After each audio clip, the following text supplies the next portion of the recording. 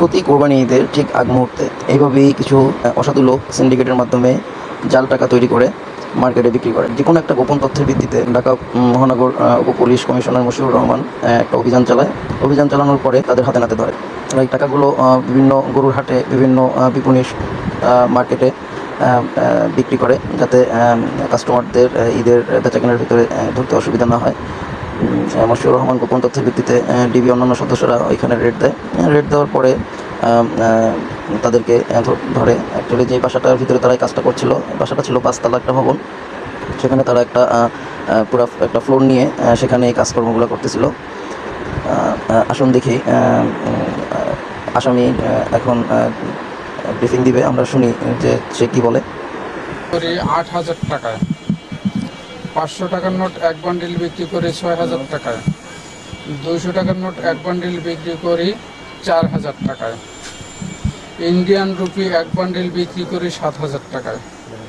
মানে এই টাকাগুলো ওই আপনার কাস্টমার লেভেল পর্যন্ত পৌঁছায় কিভাবে? না, এটা আসলে আমি পাইকারি রেট যেটা আমি বিক্রি করি, আমার কাছ থেকে যারা কিনে নেয় তারা নিয়ে কিভাবে বাজারজাত করে এটা সম্পর্কে আমি ধারণা দিতে পারবো, কারণ আমার হাত পর্যন্ত আমি বলতে পারবো, তার পরের হাত কিভাবে কি হচ্ছে এটা আমি কিভাবে ধারণা দেবো। এখন তো সাধারণ সময় এই মানে এই কোরবানির ঈদ ঘিরে আপনার প্রস্তুতি কেমন ছিল? কি পরিমাণ টাকা ছাপিয়েছিলেন আপনি? আমি কোরবানি ঈদের প্রস্তুতি নিয়েছিলাম যে আমি 1.5 থেকে 2 কোটি টাকা বাজারজাত করব, কিন্তু আমি সেই সরঞ্জাম রেডিও করেছি। আমি বাজারজাত করার আগেই আমি অ্যারেস্ট হয়ে গেছি। এটা দেখতে পারবেন আমার কাছে রেডি আছে 1.5 কোটি টাকার কাছাকাছি আনুমানিক। কোনো নাগুনের কি অ্যাকুরেট বলতে পারবো না। এই কাগজ, এই কালি, এগুলো কি অ্যাভেলেবল, মানে কই থেকে নিয়ে আসেন? এইটা সম্পূর্ণ বৈধ কাজে, কোনোটা অবৈধ কাজে ব্যবহারের জন্য না। আমরা নিয়ে এসে এটার থেকে অবৈধ কাজ করি।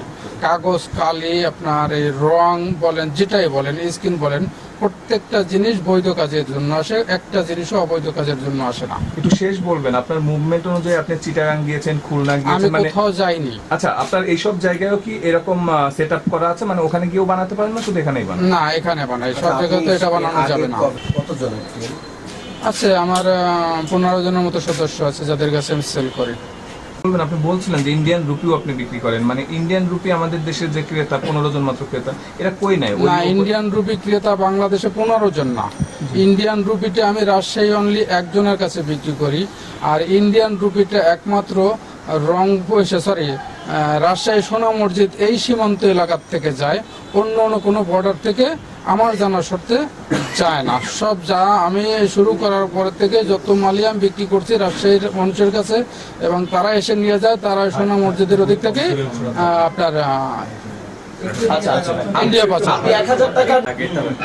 উনি শিক্ষিত মানুষ, ওনার ছেলেরাও শিক্ষিত, হলে ইংলিশ মিডিয়ামে পড়ে, ইউনিভার্সিটিতে পড়ে। উনি এবং ওনার জামাই এর আগে ইয়াবা আর কিনে ধরা পড়ছিল, এই জন্য এর কাছে এসে জাল টাকা কিনতে আসছিল। আর তুমি জাল টাকাটা কিনছো কার কাছ থেকে? জাকির ভাইয়ের কাছ থেকে। আচ্ছা, তো আমি এই কেন্দ্রীয় কারাগারে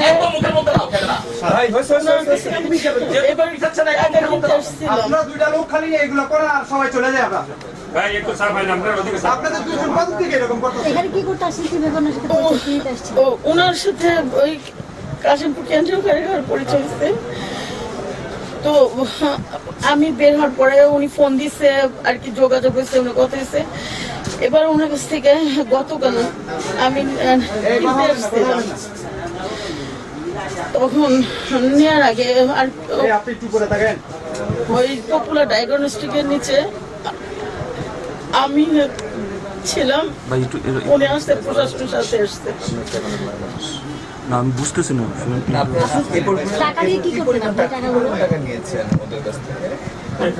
ওনার কাছ থেকে আমি এই 200 টাকার একটা আর 500 টাকার একটা বান্ডিল নিয়েছিলাম। নেওয়ার পরে আমি 7-8টা এমন চালাইছি। এরপরে আমার হাজবেন্ড অ্যারেস্ট হয়েছে, বাসায় পুলিশ আসছিল, গোয়ার থেকে নিয়ে গেছে ওইগুলা। তখন আমার হাজবেন্ড না আমার কথা বলে নাই, কিছু বলে নাই। ওইটা আমার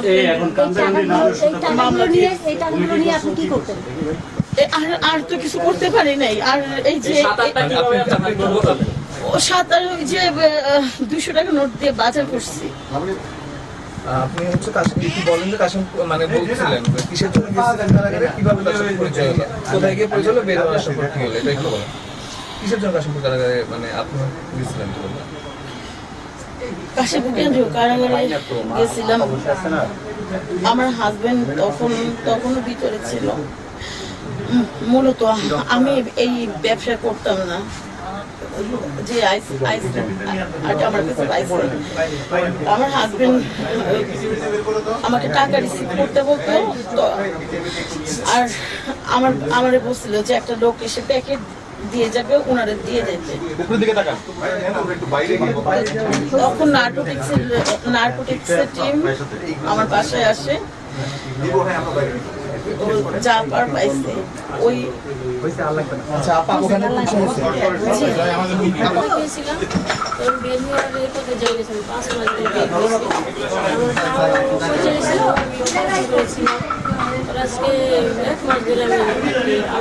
আপনি কি কাজ করতেন, কিভাবে টাকা ছড়াইতেন?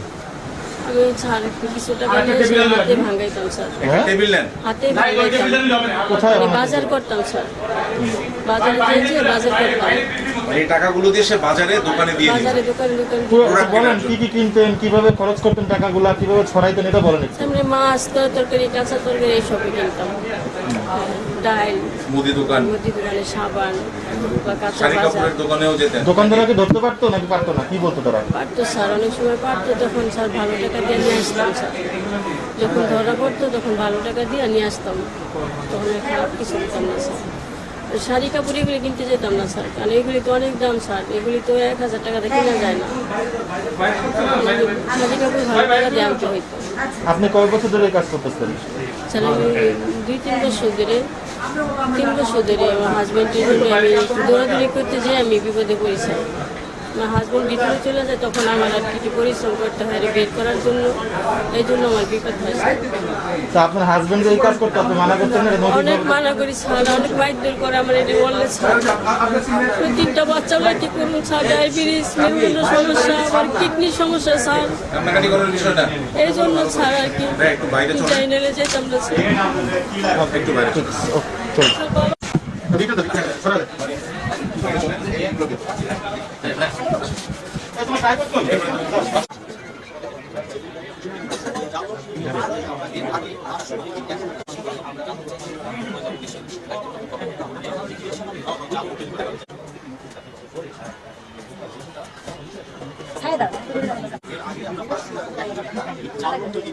তার ওয়াইফকে আমরা গ্রেপ্তার করেছি, লিমাকে আমরা গ্রেপ্তার করছি। সবাই একাধিক জাল টাকা এবং মাদক, আইস এবং ইয়াবা সহ গ্রেপ্তার হয়ে যাওয়া। এরা কেউ নতুন মানুষ না। লিয়াকত হোসেন জাকির আমার জানা মতে বাংলাদেশের সবচেয়ে কুখ্যাত জাল টাকা এবং জাল রুপি তৈরিকারক। একটা সময় ফটোকপি করে জাল টাকা বানানো হতে থাকতো, তার পরবর্তীতে 2012 সাল থেকে 1000 টাকার নোট এবং 500 টাকার নোটে একেবারে নিরাপত্তা সুতা, ওয়াটারমার্ক, বিভিন্ন রকমের কালার শিফটিং দেয়া অত্যাধুনিক প্রযুক্তির পিএসআর সম্পন্ন যে জাল টাকা তৈরি করা হয়, সেই জাল টাকার অন্যতম পথিকৃৎ এই লিয়াকত হোসেন জাকির। পূর্বে একাধিকবার ধরা পড়েছে জাল রুপি, জাল টাকা সহ। আমরা অনেক দিন ধরে খবর পাচ্ছিলাম যে ঢাকা মহানগর গোয়েন্দা পুলিশ বা পুলিশের চোখ এড়ানোর জন্য সে বাংলাদেশের দূরবর্তী জেলা বাগেরহাট, খুলনা ওই সমস্ত অঞ্চলে কারখানা স্থাপন করে জাল টাকা বানাচ্ছিল। একাধিকবার আমাদের ঢাকা মহানগরের অন্য অনেক অফিসাররাই অভিযান চালিয়েছে তাকে গ্রেপ্তার করে, সে প্রযুক্তি থেকে বিচ্ছিন্ন থাকে। তো আমরা আমাদের লালবাগ জোনাল টিমের এডিসি কামালের নেতৃত্বে গত রোজার ঈদের আগেও তাকে ধরার জন্য চেষ্টা করা হয়েছিল। আমরা রিটেইলিং পর্যায়ে এক মহিলা এক পুরুষকে গ্রেপ্তার করতে পেরেছিলাম, সেখান থেকে অনেকখানি তথ্য পাওয়া গেছে। এখন আমরা বসুন্ধরা থেকে এক শিক্ষিত মহিলা যার ছেলেপেলেরা প্রাইভেট ইউনিভার্সিটিতে এবং ইংলিশ মিডিয়াম স্কুলে পড়ে, উনি জেলখানাতে এদের সাথে পরিচিত হয়েছে ইয়াবার মামলাতে চালান হওয়ার পরে। এখন সে ঈদ উপলক্ষে অনেক দিন ধরে তাদের কাছ থেকে জাল টাকা কিনতে যাচ্ছিল, তাকে ট্র্যাক ডাউন করে করে করে করে আমরা এদেরকে গ্রেপ্তার করলাম। আপনারা দেখেছেন এখানে জাল টাকা তৈরি করার জন্য সকল রকমের উপকরণ আছে, নিরাপত্তা সুতা, বঙ্গবন্ধুর প্রতিকৃতির জল সাপ থেকে শুরু করে সব এখানে আছে এবং আমরা তৈরি করা প্রায় 1.5 কোটি জাল টাকা পেয়েছি, যার মধ্যে 200 টাকার নোট, 500 টাকার নোট, 1000 টাকার নোট থাকছে। আগে আমরা জানতাম 500 টাকা বা 1000 টাকার নোটকে জাল করা হয়, এই জন্য এখন মানুষরা 500 টাকা 1000 টাকার নোট নেওয়ার সময় নানাভাবে নাড়াচাড়া করে অথবা সেগুলিকে পরীক্ষা নিরীক্ষা করে, সেই জন্য তারা এখন 100 টাকার নোট এবং 200 টাকার নোটকেও তৈরি করা শুরু করেছে, যেটা অত্যন্ত ভয়ানক। এবং সুতরাং মানুষকে অনেক বেশি সতর্ক হতে হবে। তারা পরীক্ষামূলকভাবে জাল রুপিও তৈরি করার চেষ্টা করেছে, যেগুলিকে তারা সীমান্ত দিয়ে পার্শ্ববর্তী দেশের পাচার করার চেষ্টা করত। তো আমরা বাংলাদেশ কখনই জঙ্গিবাদ বা এরকম জাল মুদ্রার কোনো নিরাপদ আবাসস্থল হবে না, এটা সেফ হবেন না, এটা আমরা বলতে পারি। সুতরাং তারা যেই জায়গাতে থেকেই এরকম অপচেষ্টা চালাবে, ঢাকা মহানগর গোয়েন্দা পুলিশ, বাংলাদেশ পুলিশ, আমরা সচেতনভাবে তাদেরকে গ্রেফতার করার জন্য এবং সমুদয় আলামত উদ্ধার করার জন্য চেষ্টা চালাই। তো আমরা অনুরোধ করি এই সমস্ত জিনিস দেখেও এই টাকা পয়সার যারা কাস্টোডিয়ান বাংলাদেশ ব্যাংক, তাদের আরেকটু আন্তরিক হওয়া উচিত। 6 টাকা 9 টাকার একটা মেশিন দিয়ে দায়িত্ব শেষ হয়ে যায় না। সারা বছর ধরেই এইটাকে ধরার জন্য গোয়েন্দা তৎপরতা চালাতে হয়, নানা রকমের মত বিনিময় হয়। ওনারা আরও আন্তরিক হবেন, তাহলে আমরাও উৎসাহিত হতে পারি এই কাজগুলো করার জন্য। তা আমরা এদেরকে রিমান্ডে নিয়ে আরও জিজ্ঞাসাবাদ করব, এরা কতগুলো তৈরি করেছিল। যেমন ওনারা এক ভদ্র মহিলার কাছে 50টা বান্ডেল, প্রায় 50 লক্ষ টাকা দিয়েছে মাত্র 15 দিন আগে। তার মানে একজনকেই যদি সে 50 লক্ষ টাকা দিতে পারে, এর মানে তার যদি 15 জন 20 জন এরকম পাইকার থাকে, তাদের কাছে কত টাকা তারা বাজারে ছড়িয়েছে। আমরা সেই কারণে দেশবাসীকে বলবো, যখন টাকা, মোটা অঙ্কের টাকা আপনারা গ্রহণ করবেন, সেগুলোকে নেড়ে চেড়ে দেখবেন।